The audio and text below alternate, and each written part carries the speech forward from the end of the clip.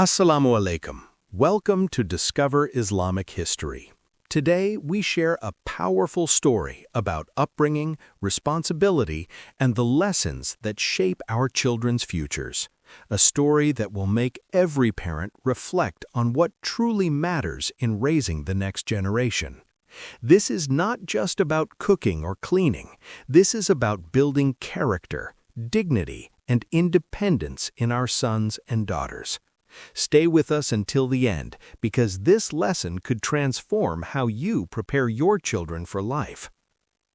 She was a 28-year-old young woman. She came to Karachi to take an entrance test for her PhD program. Due to certain circumstances, instead of staying for just 2 days, she ended up spending an entire week at my house.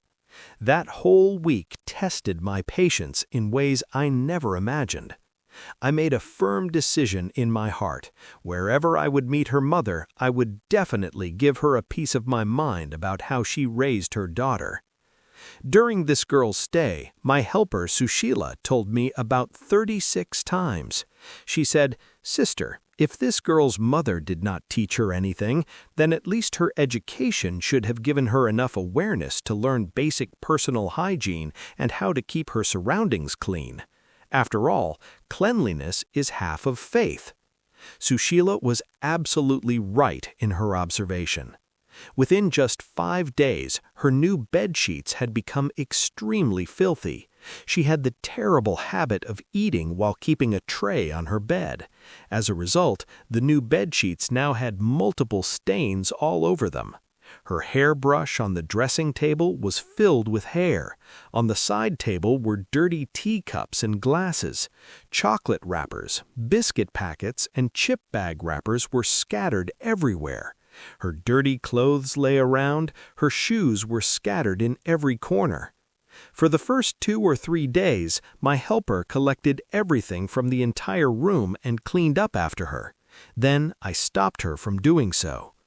In the next 2 or 3 days, I witnessed not just the extreme of her messiness, but also the extreme of her shamelessness. When she would leave the room, the entire space looked like a battlefield, like the historic field of Panipat after a great war. She told me very proudly that her mother never even let her get up to drink water by herself. She said she was irritated by dusting. She mentioned that her mother even organized her wardrobe for her. Her mother belonged to that school of thought which believes that daughters should be pampered completely in their parents' home.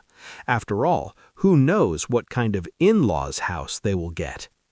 I don't know about her future in-laws house, but I got a very clear idea of what kind of daughter-in-law they were going to receive. Just thinking about it made me feel sympathy for them in advance. Because when you don't even feel the dirtiness around you and sloppiness becomes part of your very nature, then no amount of correction from in-laws or anyone else can change you. I see many such examples around me, living, breathing, and making others uncomfortable with their habits. Similarly, I once visited a family friend's house in Islamabad. The entire house was a complete mess. Both of their university-going daughters were lying comfortably with their iPads stuck to their faces. Their mother was sick. The maid had been on leave for a week, yet these girls did not even know how to make tea properly. Their father was telling us very proudly that he had raised his daughters with great love and affection. Because of this upbringing, even with 2 young daughters present in the house, they had to order tea from a hotel for their guests. I just kept watching the mannerisms of these girls. They had no concern for their sick mother. They showed no care for their father's guests. The tea they served was spilling from the tray. One of the teacups even had broken edges. Today, I saw a post on Farah Bhutto's wall about the training of girls. After reading many of the comments, I realized something important. In this matter, it is not the daughters who need training, it is actually the mothers who need it more. These mothers have made their children's education such a big deal. They have turned them into the apple of their eye. They think children only need good grades. They believe that when the time comes, children will learn everything they need to know. Yes, they do learn eventually, but the time period it takes to gain mastery in these tasks becomes a test of patience for the people living around them. During this very period, many relationships are formed and many are broken.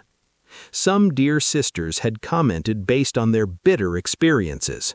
They wrote, "Those who are well-mannered and know all household tasks are not exactly honored by their in-laws." To these dear sisters, I have only this request. Some tasks a person should learn to do for their own self. Cleanliness is half of faith. Having a good environment around you and eating good food is not just the right of your in-laws, it is your right too, equally. Therefore, learn these skills not to impress someone else, learn them to make your own life better. This will only make your own life easier and more comfortable. Many years ago, when I was a student in Class 4, my mother assigned duties to both of us sisters. We had to wash dishes, organize the house, and mop the floors.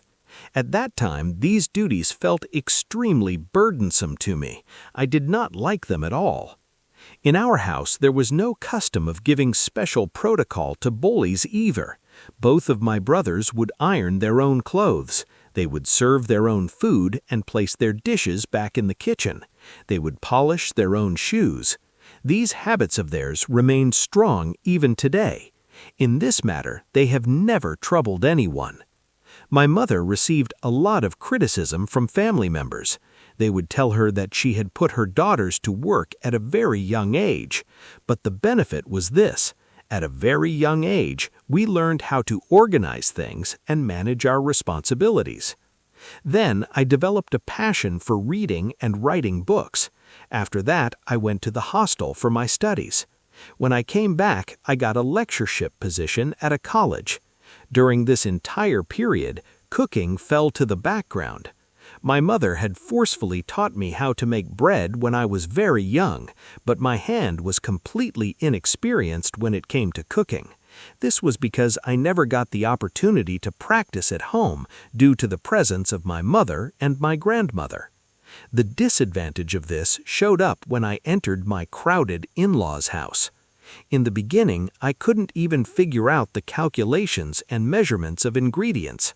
My sister-in-laws were experts at this work. They would finish every task within minutes, and I would just keep watching them in amazement. Even today, 15 years after my marriage, if 8 or 10 guests come to the house together, I panic. This is because I have no idea of the quantity of food needed for that many people. I firmly believe that mastery in cooking always comes through practice. I have now solved this problem by hiring a cook, but my mother always used to say something important.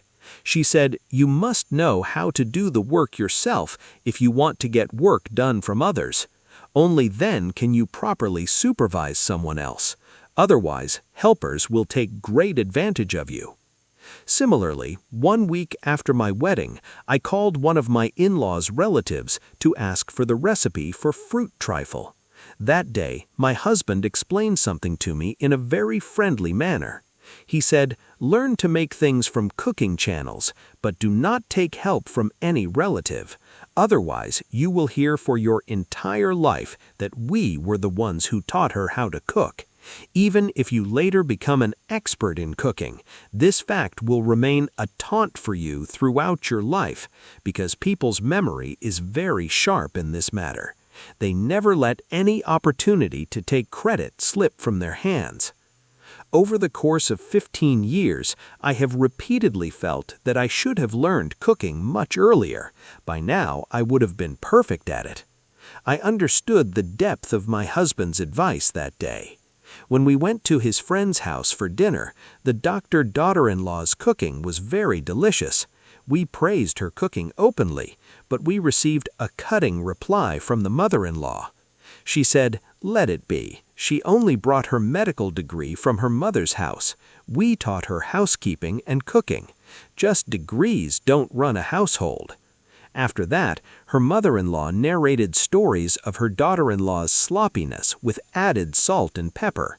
The poor girl's face was turning red as she tried to control her embarrassment. At that moment, I casually mentioned that my husband himself taught me all my cooking. This was not entirely wrong either. I had learned to make chicken pulao from my husband, but not every girl gets such a good life partner or in-laws. This is not guaranteed. Even today, I maintain that I know very well how to manage a house. I know how to get work done from helpers. I know dusting and all cleaning tasks very well. This is because I learned these tasks in my early childhood. But I avoided cooking. That is why mastery in that area has not come even till today. I always explain one thing to my students: learn the etiquette